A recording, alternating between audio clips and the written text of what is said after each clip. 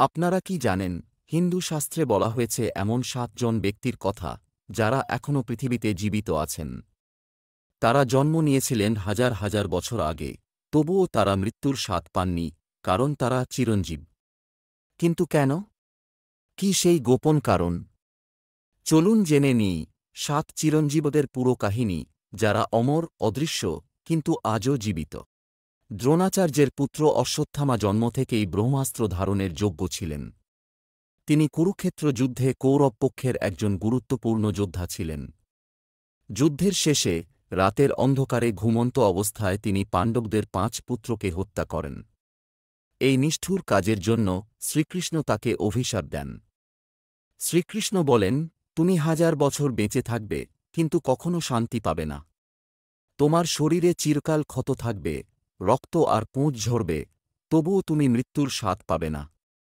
বিশ্বাস করা হয় অশ্বত্থামা আজও ভারতের গহীন জঙ্গলে ঘুরে বেড়ান। কেউ বলেন তিনি হিমালয়ে লুকিয়ে আছেন, আবার কেউ বলেন তিনি ভূপালের জঙ্গলে আজও দেখা দেন নির্জন রাত্রিতে। বিভীষণ, রাবণের ভাই, ধর্মের পথে যোদ্ধা বিভীষণ ছিলেন রাবণের ভাই, কিন্তু তিনি কখনও অন্যায় মেনে নেননি। তিনি শ্রীরামের পাশে দাঁড়িয়ে সত্যের পথে যুদ্ধ করেন এবং রাবণ বধের পর লঙ্কার রাজা হন।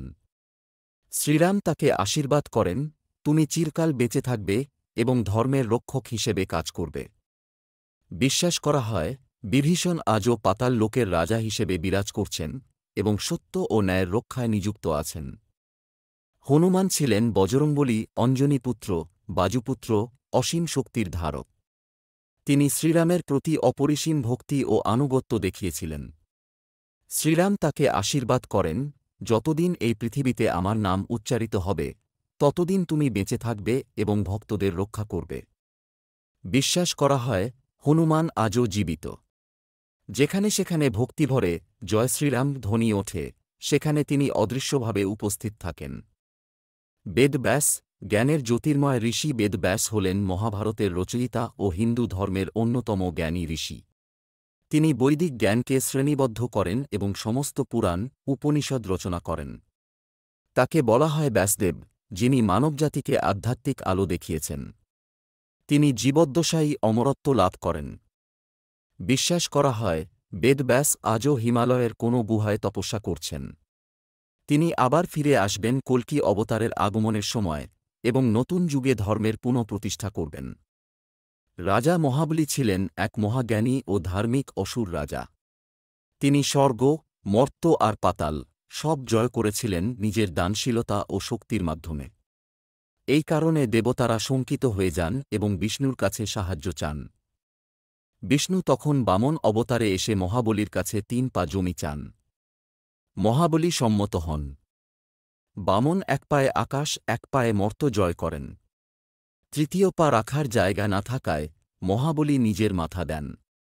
এই আত্মনিবেদনের জন্য বিষ্ণু তাকে আশীর্বাদ দেন, তুমি পাতাল রাজ্যের রাজা হবে এবং প্রতি বছর একবার পৃথিবীতে ফিরে আসবে। বিশ্বাস করা হয় তিনি আজও পাতাল রাজ্যে অধিষ্ঠান করছেন, আর তাঁর ফিরে আসার দিনেই দক্ষিণ ভারতে পালন করা হয় ওনাম উৎসব। পরশুরাম, অমর অবতার ও যুদ্ধের গুরু পরশুরাম হলেন বিষ্ণুর ষষ্ঠ অবতার, একমাত্র জীবিত অবতার। তিনি ছিলেন এক মহাযোদ্ধা, যিনি ২১ বার পৃথিবী থেকে দুর্নীতিগ্রস্ত ক্ষত্রিয়দের ধ্বংস করেন। তিনি কালজয়ী এবং কখনও বৃদ্ধ হন না।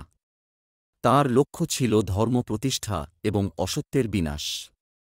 বিশ্বাস করা হয় পরশুরাম আজও জীবিত আছেন এবং কল্কি অবতারের আগমনের জন্য অপেক্ষা করছেন। তিনিই হবেন কল্কি অবতারের অস্ত্র গুরু। কৃপাচার্য, জ্ঞান ও ন্যায়ের চিরঞ্জীব গুরু কৃপাচার্য ছিলেন মহাভারতের একজন মহান ঋষি ও কৌরবদের শিক্ষক। তিনি যুদ্ধবিদ্যা, ধর্ম ও শাস্ত্রে ছিলেন অতুলনীয়। তিনি কুরুক্ষেত্র যুদ্ধে অংশ নেন এবং যুদ্ধের পর পাণ্ডবদের শাসনকালে জীবিত থেকে ধর্ম ও ন্যায় শিক্ষা দিতে থাকেন। আপনারা কি বিশ্বাস করেন চিরঞ্জীবরা আজও কোথাও রয়েছেন? কমেন্টে লিখে জানান। ভিডিওটি ভালো লাগলে লাইক, শেয়ার, সাবস্ক্রাইব করুন। আরও পৌরাণিক কাহিনী জানতে থাকুন অ্যাডভেঞ্চারের সাথে।